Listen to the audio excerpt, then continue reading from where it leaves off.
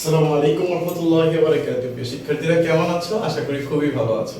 আজকের ক্লাসে আমরা ফিজিক্সের একটা গুরুত্বপূর্ণ চ্যাপ্টার, সেটা হলো কাজ শক্তি ক্ষমতা। এই চ্যাপ্টারটার একদম বেসিক আলোচনা সহ এই চ্যাপ্টার থেকে কি কি ধরনের সিকিউ আসতে পারে বা কোন কোন টাইপের ম্যাথ আমাদের জানা থাকতে হবে সিকিউ সলভিং এর জন্য, সেই বিস্তারিত আলোচনা আজকের ক্লাসে আমরা করার চেষ্টা করব। তাহলে চলো আজকের ক্লাসটা শুরু করি। আজকের ক্লাসে প্রথমত আমরা দেখে নেই এই চ্যাপ্টারে তিনটা টপিকস নিয়ে মূলত কথাবার্তা হবে। প্রথমত হলো কাজ, তারপরে শক্তি, এরপরে ক্ষমতা। সো আমরা প্রথমত এটার বেসিক এবং সূত্রগুলো বা যে সূত্রগুলো আমাদের এই চ্যাপ্টার থেকে জানা লাগবে সেই সূত্রগুলো নিয়ে প্রথমত জেনে নিই। সো প্রথমত দেখো এখানে কাজ আছে। সো কাজ বলতে কি বোঝায়? কাজকে আমরা ওয়ার্ক বলি ইংরেজিতে। সো এটাকে ওই হিসাব করে আমাদের ডাব্লিউ দ্বারা প্রকাশ করা হয়। তাহলে কাজকে আমরা ডাব্লিউ দ্বারা প্রকাশ করি। সো ডাব্লিউ সমান কি হয়? ডাব্লিউ সমান এফএস। ডাব্লিউ সমান কি হয়? ডাব্লিউ সমান এফএস, মানে বল ইনটু সরণের গুণফলকে মূলত বলা হয় কি? কাজ। সো ডাব্লিউ সমান এফএস। এফ সমান আমরা কিন্তু আবার বলতে পারি যে এমজি। এটার সাথে আবার এই এস লিখতে পারি। এখান থেকে আমরা আরেকটা সূত্র লিখতে পারি, সেটা হলো এমজি এইচ। এখন কখন কোনটা বসাবো? তুমি দেখো এমজি এস কখন বসাবো আর এমজি এইচ কখন বসাবো, সবগুলো কিন্তু কাজের সূত্রই। তো এমজি এস কখন বসাবো ভালো করে খেয়াল করো। একটা সমতল বস্তু, মনে করো একটা সমতল বা ভূমি, এখানে একটা বস্তু আছে, এই একটা বস্তু, এই বস্তুটাকে আমি ফোর্স প্রয়োগ করলাম, মানে আমি বল প্রয়োগ করলাম। বল দেওয়ার কারণে বস্তুটা কি হয়? সরে যায় না?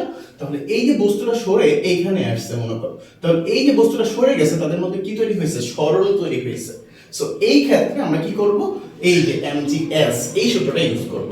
ঠিক একই ভাবে তাহলে mgh কখন বসাবো?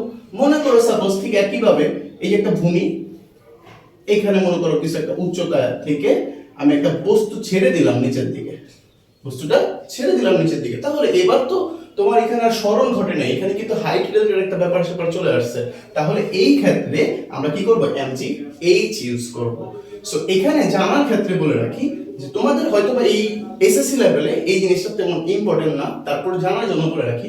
কখনো কখনো দেখবা কি যে একটা বস্তুকে যদি আমি একটা অ্যাঙ্গেল হিসেবে নিক্ষেপ করি, একটা বস্তুকে আমি অ্যাঙ্গেল হিসেবে নিক্ষেপ করি, তখন সেই ক্ষেত্রে কাজের সূত্রটা হয় যে mg cos থিটা। সো এটা খুব ভালোভাবে শিখতে পারবা তোমরা ইন্টারে গেলে, সেখানে আমরা কাজ শক্তি ক্ষমতার ভালো ডিটেইলস শিখতে পারবো। সো এটা আপাতত আমাদের তেমন প্রয়োজন নাই, বাট আমাদের এই তিনটা জিনিস খুব ভালোভাবে জানা রাখতে হবে। সো আশা করি ক্লিয়ার যে ডাব্লিউ সমান হলো এফএস, এফএস থেকে আমরা লিখতে পারি এমজিএস, এমজিএস থেকে লিখতে পারি এমজিএইচ। সো আশা করি ক্লিয়ার। এবার আসো এই যে কাজ তো লিখলাম, কাজের একটা একক আছে।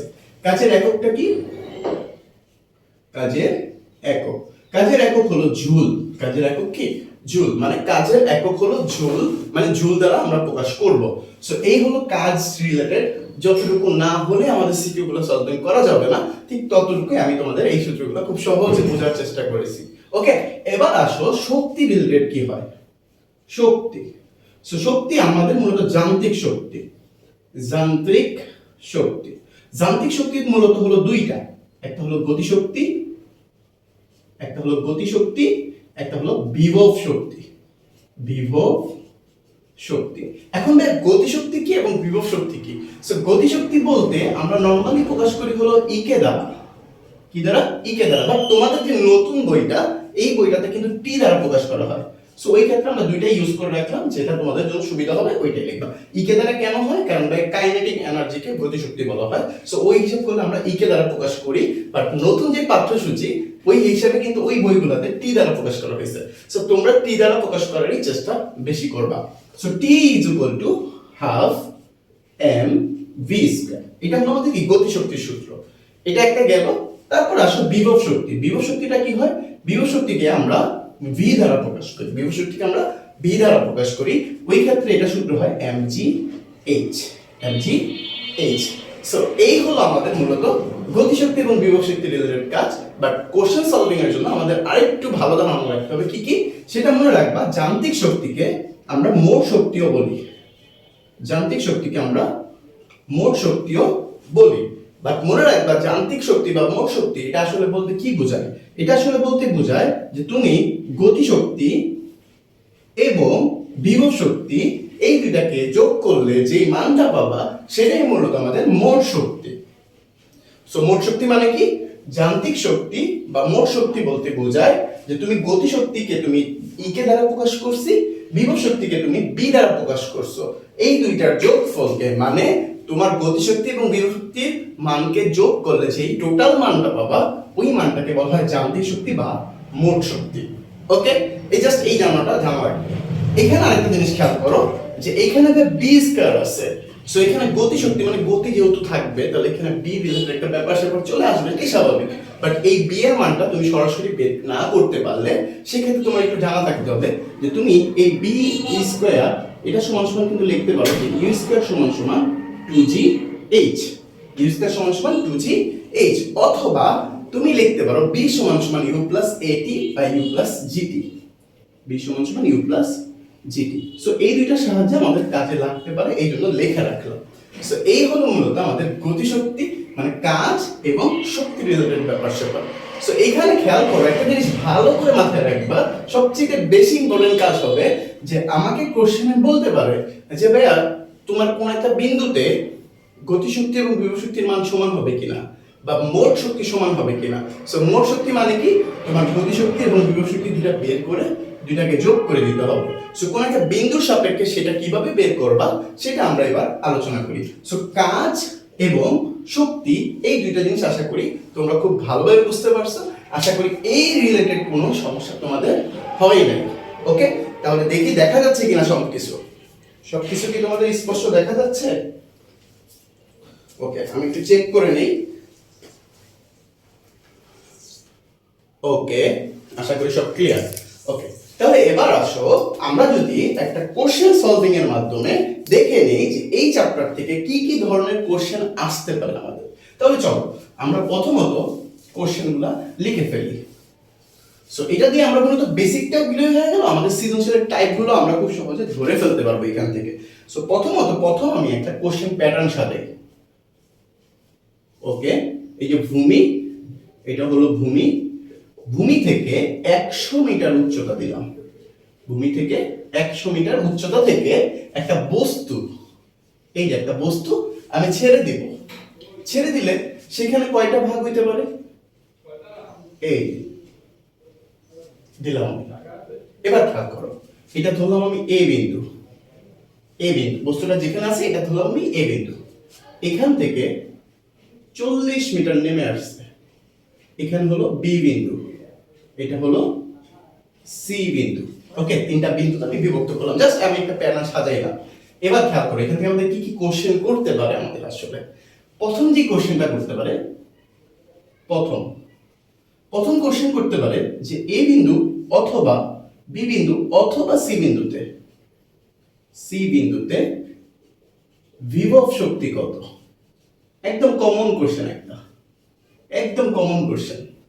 2 নাম্বার আমাকে কোশ্চেন করতে পারে যে এ বিন্দু, বি বিন্দু অথবা সি বিন্দুতে গতিশক্তি কত।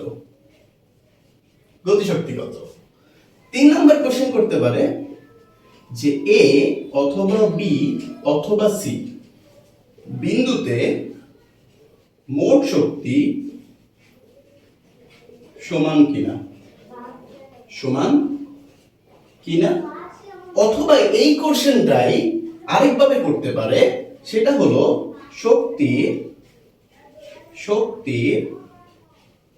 সংরক্ষণশীল নীতি মেনে চলে কিনা।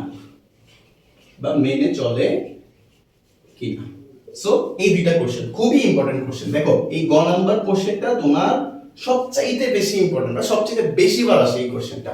ওকে, এরপর আসো গ নাম্বার যে কোশ্চেনটা আমাদের মোস্ট ইম্পর্টেন্ট কোশ্চেন আরেকটা, সেটা হলো যে এ বিন্দু বা কোন বিন্দুতে বা ভূমি হতে কত উচ্চতায় গতিশক্তি বিভব শক্তির দ্বিগুণ হবে। দ্বিগুণ বলতে পারে, অর্ধেক বলতে পারে, যেটাই বলুন, আমরা জাস্ট একটা সলভিং সাজালাম। সো এই কোশ্চেনটাও ইম্পর্টেন্ট, আমাদের উপরের কোশ্চেনটাও খুবই ইম্পর্টেন্ট। সো এবার আসো আমরা যদি এটা সলভিং করতে যাই, তোমাকে আমি এতটুকু আশ্বাস দিতে পারি যে তুমি যদি এই 4টা কোশ্চেন সলভ করতে পারো তাহলে এই চ্যাপ্টার থেকে কাজ এবং শক্তি রিলেটেড কোশ্চেনগুলো তুমি খুব সহজেই সমাধান করে ফেলতে পারবা। সো আশা করি এই 4টা কোশ্চেন সলভিং যদি তুমি ভালো করে বুঝতে পারো, এই চ্যাপ্টার থেকে কাজ এবং শক্তি রিলেটেড যেই ধরনের কোশ্চেনই করুক না কেন এই কোশ্চেনের বাইরে আশা করি যাবে না, আর ইজিলি তুমি খুব সহজেই সলভ করে ফেলতে পারবা। তাহলে চলো আমরা প্রথম যে কোশ্চেনটা আছে এই কোশ্চেনটা একটু প্রথমে সলভ করি এবং এটা সম্পর্কে আমরা ভালো করে ধারণা নিই যে আসলে বিভব শক্তি কিভাবে বের করবা তুমি। ওকে, সো প্রথম যে কোশ্চেনটা আসে ক নাম্বার, আমাদের 3টা বিন্দু, তো এ বিন্দু, বি বিন্দু, সি বিন্দু, 3টা বিন্দুতে কিন্তু বিভব শক্তি বের করার কারণ হলো যে আমি 3টা যদি বের করে ফেলতে পারি তাহলে তোমার জন্য কি হবে, বুঝতে সহজ হবে, তোমার কাজটা সহজ হয়ে গেল। ওকে, তাহলে চলো এ বিন্দুতে তুমি কিভাবে বিভব শক্তি বের করবে। তো আমরা প্রথমে লিখি যে এ বিন্দুতে বিভব শক্তি, বিভব শক্তি। ওকে, খাতা কলম নিয়ে বসবো, আমি লিখবো আর মুছবো, কারণ কোশ্চেন তো বারবার লিখবো না, এটাই থাকবে, আমি এগুলা অ্যানসার করে করে আবার মুছে ফেলবো। ওকে, তাহলে চলো এই বিন্দুতে বিভব শক্তি আসলে কি, তুমি তো বিভব শক্তির সূত্র জানো। সূত্রটা কি জানো, যে বিভব শক্তিকে আমরা বি দ্বারা প্রকাশ করি, তাহলে বি অফ এ দিলাম, মানে এ এর বিভব শক্তি। ওকে, সূত্র কি জানো ভাইয়া তুমি, এমজি এইচ। ওকে, এই বস্তুটা যে দেয়া আছে, বস্তুটা মনে করে দেয়া আছে যে এম সমান সমান হলো 2 কেজি, মানে বস্তুর ভরটা আমি দিয়ে দিলাম যে বস্তুর ভর হলো 2 কেজি বস্তুর ভর। তাহলে এখানে দেখো বস্তুর ভর 2 কেজি, যে অভিকর্ষ ত্বরণ আমরা জানি 9.8। এখানে আসলে মেইন কাজ হলো এইচ নিয়ে কাজ। এইচটা আমি কত ধরবো, এইচ কে আমি 100 ধরবো, 40 ধরবো, নাকি 100 থেকে 40 বিয়োগ করলে এখানে 60 হবে, এই 60 ধরবো। এই জিনিসটা খুব ভালোভাবে মাথায় রাখবা যে বিভব শক্তির ক্ষেত্রে এইচ মানে উচ্চতাটা কাউন্ট হয় ভূমি থেকে কতটুকু উপরে। বিভব শক্তি মানে কি, ভূমি থেকে কতটুকু উপরে, এটা তোমার বুঝতে হবে। যে তুমি যেই বিন্দু নিয়ে কাজ করবা ওই বিন্দুটা ভূমি থেকে কতটুকু উপরে আছে সেটা হলো এইচ এর মান। কার ক্ষেত্রে, বিভব শক্তির ক্ষেত্রে। ভালো করে খেয়াল করো ভাইয়া, আমি আবার বলি যে বিভব শক্তি বলতে বোঝায়, বিভব শক্তির এইচ এর মান বলতে বোঝায় যে ভূমি থেকে ওই বিন্দুটা কতটুকু উপরে আছে। তুমি এখন কি বিন্দু নিয়ে কাজ করতেছো, এ বিন্দু নিয়ে কাজ করতেছো। এই বিন্দুটা এইখানে ভূমি থেকে কতটুকু উপরে আছে, পুরো টোটাল 100 মিটার উপরে আছে। তাহলে এইখানে এইচ এর মান হলো 100। শেষ। মেইন ধাপটা তুমি মনে রাখবা, বিভব শক্তির এইচ বলতে বোঝায় ভূমি থেকে কতটুকু উপরে আছে, ভূমি থেকে কতটুকু উপরে আছে। আরো ক্লিয়ার হয়ে যাবে দেখো। তাহলে এখানে আমরা এখন যদি ক্যালকুলেশন করি যে 2 * 9.8 * 100, সো 2 * 9.8 মানে 19.6 ইনটু 100 করলে 1960। তুমি ক্যালকুলেটর নিয়ে করে দেখবে, আমার ভুল হইতে পারে। 1960 এত জুল। শেষ। এই বিন্দুতে বিভব শক্তি আমরা খুব সহজে বের করে ফেলছি। এবার আসো আমি যদি বি বিন্দুতে বিভব শক্তি বের করি, বি বিন্দুতে, ওকে, বি বিন্দুতে আমি বি অফ বি ধরলাম, সেম সূত্র এমজি এইচ। এম এর মান কত, এবার এম এর মান তো সেম ভাই, বস্তুর আগের মতই আছে 2 কেজি, জি এর মান 9.8। এবার আসো এইচ এর মান তুমি কি জানো, যে ভূমি থেকে কতটুকু উপরে আছে ভাইয়া। এখানে বলো বি বিন্দুটা তো এইখানে আছে, এই বি বিন্দুটা ভূমি থেকে কতটুকু উপরে আছে তুমি ধরতে পারতেছো যে টোটাল তো 100, এতটুকু যদি 40 হয় তাহলে এতটুকু কত হবে, অবশ্যই 60 হবে, অবশ্যই 60 হবে। তাহলে এবার তুমি বলো ভাইয়া এইখানে বি বিন্দুর ক্ষেত্রে ভূমি থেকে কতটুকু উপরে আছে, 60 মিটার উপরে আছে। শেষ। 60 বসায় দাও। এবার তুমি ক্যালকুলেশন করে ফেলো যে 2.2 * 9.8 * 60 যদি করে ফেলো তাহলে এটা চলে আসবে কত, 1176। ওকে, ক্যালকুলেটরতে করে ফেলো, 1176 যোগ। শেষ। আমার সাথে ক্যালকুলেটর নাই, সো আমি একটু টোটালি দেখার চেষ্টা করতেছি। ওকে, তুমি একটু মিলাই দেখবা। শেষ। বি বিন্দুতে বের হয়ে গেল। সো এবার আসি সি বিন্দুতে, যদি আমি কাজ করি সি বিন্দুতে, সি বিন্দুতে তাহলে বি অফ সি দ্বারা আমরা প্রকাশ করি যে এমজি এইচ। এবার খেয়াল করো এম এর মান কত, 2 9.8। এবার খেয়াল করো সবচেয়ে বেশি ইম্পর্টেন্ট কাজ, এইচ এর মানটা কত। এবার তুমি বলো তো এইচ তো ভাই ভূমিতেই আছে, তাহলে ভূমি থেকে তো আর কোনো উপরে নাই, তাহলে কত হয়ে গেল, 0। আর এইচ এর মান যদি 0 দিয়ে দেই তাহলে পুরোটাই তো 0 দেয়া, তাহলে এটা হলো 0 যোগ। শেষ। আমাদের এ বি সি 3টা বিন্দু ছিল, 3টা বিন্দুতে আমরা বিভব শক্তি বের করে ফেলছি। এবং বিভব শক্তি বের করার ক্ষেত্রে আমাদের মেইন ইম্পর্টেন্ট জিনিস কি, এইচ এর মানটা বের করা। এইচ এর মানটা তুমি কিভাবে বের করবা, এইচ এর মান বের করার মেইন উদ্দেশ্য হলো যে ভূমি থেকে ওই বিন্দুটা কতটুকু উপরে আছে সেটা আমার জানা থাকতে হবে। সো আশা করি ক্লিয়ার হবে এটা। ওকে, তোমরা কি দেখতে পারতেছো, বলো, কারো কোনো কমেন্ট থাকলে আমাকে বলতে পারো, আমি দেখে দিই। আমি তোমাদের কমেন্টগুলো একটু পড়ি, সো আশা করি ক্লিয়ার হয়ে যাবে। তো তোমাদের কারো কোনো কিছু দেখতে সমস্যা হলে আমাকে জানাও। ওকে, আচ্ছা, অনেকেই বলতেছে যে ভাই খুব সুন্দরভাবে বুঝতে পারতেছি, অনেকেই বলতেছে খুব ভালোভাবে বুঝতে পারতেছি। ওকে, আচ্ছা, তোমরা বুঝতে না পারলে আমাকে সাথে সাথে বলবা, আমি সমাধান করার চেষ্টা করব। ওকে, তাহলে এবার আসো আমরা যদি পরবর্তী যে কোশ্চেনটা আছে মানে খ নাম্বার যে কোশ্চেনটা, এটা যদি সলভ করি। এবার আসো খ নাম্বার কোশ্চেন সলভ করি। খ নাম্বার কোশ্চেন, এই খ নাম্বার কোশ্চেনে তিনটা কোশ্চেন বসতে আছে, এ বি সি, তিনটা বিন্দু। তাহলে তুমি চিন্তা করো এ বিন্দুতে গতিশক্তি। ওকে, এই বিন্দুতে গতিশক্তি। সো গতিশক্তি তুমি সূত্র কি জানো? গতিশক্তিকে আমরা কি দ্বারা প্রকাশ করি? যেহেতু তোমাদের মধ্যে পাঠ্যসূচিতে টি দ্বারা প্রকাশ করা হয়েছে, আমি কি দ্বারা প্রকাশ করি? T is equal to T of A, okay, half M V square. So দেখো হাফ আমি জানি মান, এম এর মানও জানি যে 2, বি স্কয়ার। তুমি খেয়াল করো তবে বি স্কয়ার মানে বেগ, বস্তুটা যখন এ বিন্দুতে তো আছে, বস্তুটা এখানে কি কোন আমি বস্তুটাকে ছেড়ে দিচ্ছি? বস্তুটার বেগটা কি আছে এখানে? এই বিন্দুতে বস্তুর বেগ আছে না, বস্তুর বেগটা কি শূন্য। তাহলে বস্তুর বেগ যদি এটা শূন্য হয় তাহলে এটা কি পুরাটাই শূন্য। শেষ, প্রথম কাজ। এবার আসো বি বিন্দুতে সো বি বিন্দুতে টি অফ বি দ্বারা প্রকাশ করি, হাফ এম বি স্কয়ার।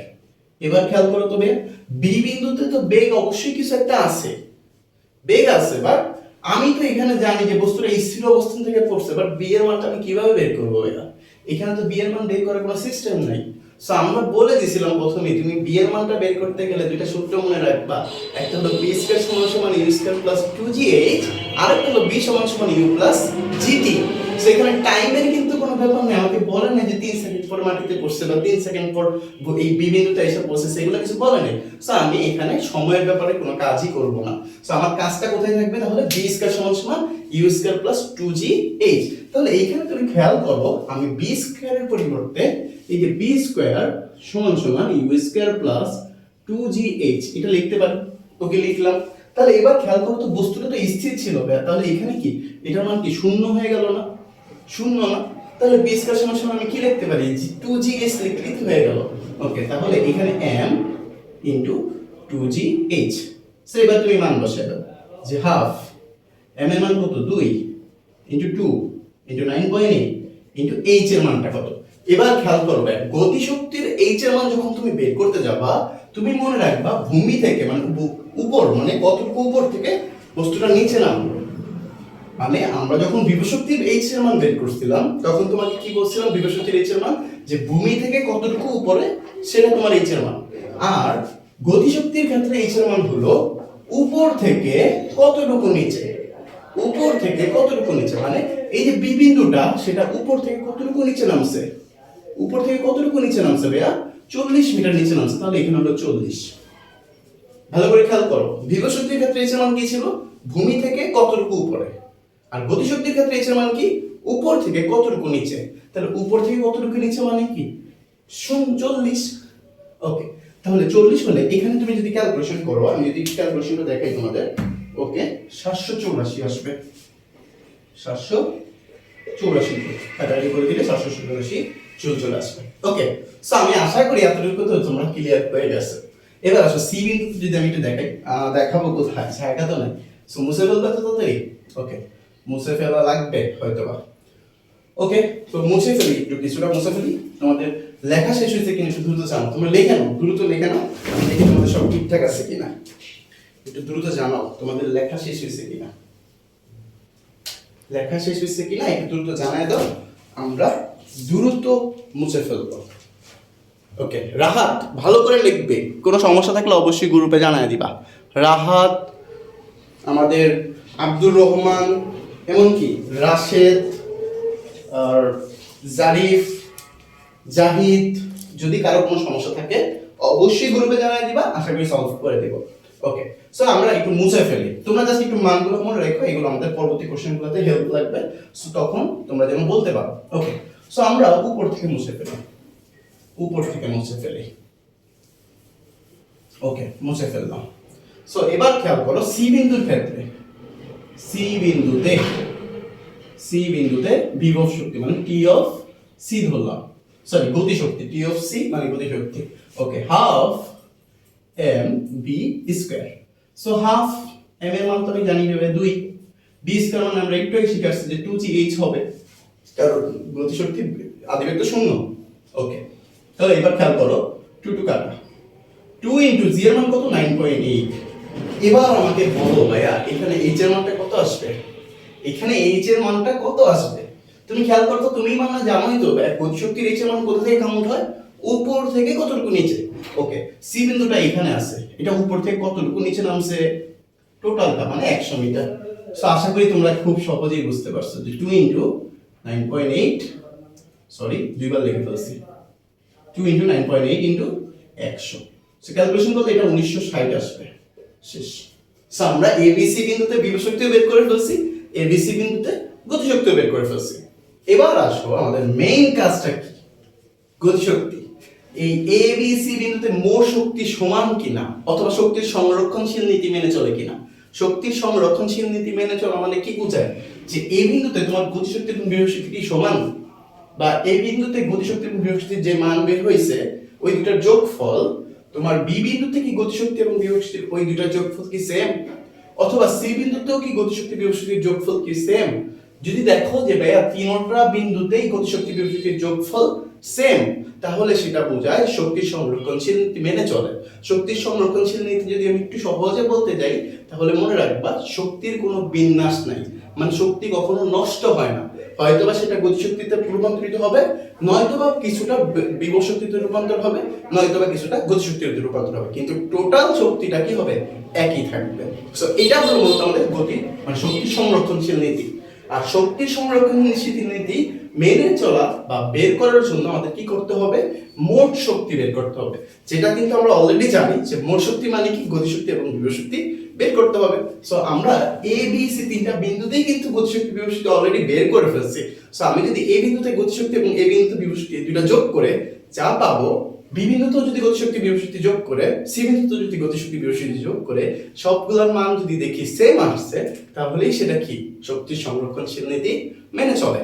ওকে, তাহলে এবার আসো কাজটা করবা কি। তো সি বিন্দুটা আশা করি ক্লিয়ার হয়ে গেছে, এটা আমি মুছে দিলাম।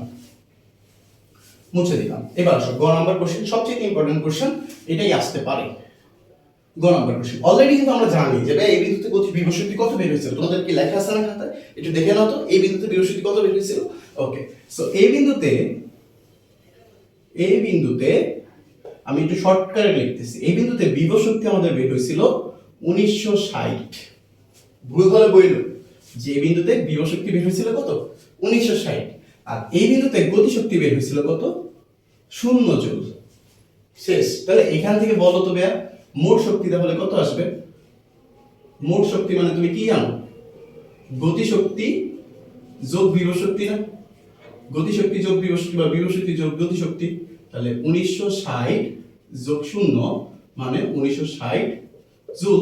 এটা হলো আমাদের কি, এই বিন্দুতে মোট শক্তি বের হয়েছে 1960 জুল। ওকে, খুবই ভালো কথা। এবার আসো বি বিন্দুতে যদি আমি কাউন্ট করি, যে বি বিন্দুতে ভি অফ বি কত বের হয়েছিল, এটা দেখো তো, বি বিন্দুতে বিভব শক্তি কত বের হয়েছিল আমাদের, আমি যদি একটু দেখে নিই 1176 বের হয়েছিল। ওকে, 1176 জুল। ঠিক একইভাবে টি অফ বি মানে আমি যদি গতিশক্তি বের করি, গতিশক্তি কত বের হয়েছিল, 784 মেবি, হ্যাঁ 784 জুল। তোমরা এটা ক্যালকুলেটরতে করে নিবা, আমাকে সাপোজ ক্যালকুলেটর নাই, আমি এখন হয়তো কয়টা বাজে, আমাদের এখন বাজে হলো রাত 3:17। সো 3:17 আমি ক্লাস নিতেছি তোমাদের। ওকে, সো বুঝতে পারতেছো আশা করি। সো এবার আসো এটা মোট শক্তি তাহলে কত আসবে, মোট শক্তি তাহলে কি আসবে, বি অফ বি যোগ T of V. V of V মানে কত, 1176 যোগ 784। সো এই দুটো যদি তুমি যোগ করে দাও, তারপর দেখবা কি 1960 আসে, 1960 জুল আসে। সো আমরা বি বিন্দুতে কিন্তু মোট শক্তি বের করে ফেলছি অলরেডি। সো এবার আসো সি বিন্দুতে যদি বের করি, সি বিন্দুতে মানে কি ভি অফ সি এবং T of C. V of C মানে কিন্তু এখানে 0 ছিল, বিভব শক্তি কিন্তু 0 ছিল, আর এটাতে ছিল কিন্তু 1960 জুল। সো এখানে অলরেডি আমরা বুঝতেই পারছি যে ভাই এখানেও কি মোট শক্তি সমান। মানে 1960 আসতেছে। সো তুমি চাইলে মোট শক্তিকে ই দ্বারা প্রকাশ করা হয়, মোট শক্তিকে কি দ্বারা প্রকাশ করা হয়, ই দ্বারা প্রকাশ করা হয়। তুমি চাইলে এটাকে E1 দ্বারা প্রকাশ করো, এটাকে E2 দ্বারা প্রকাশ করো, এটাকে E3 দ্বারা প্রকাশ করো। এরপর তুমি লিখে দাও যে ভাইয়া E1 E2 এবং E3 এই তিনটাই কি সমান, তাহলে শক্তির সংরক্ষণশীল নীতি মেনে চলে। শক্তির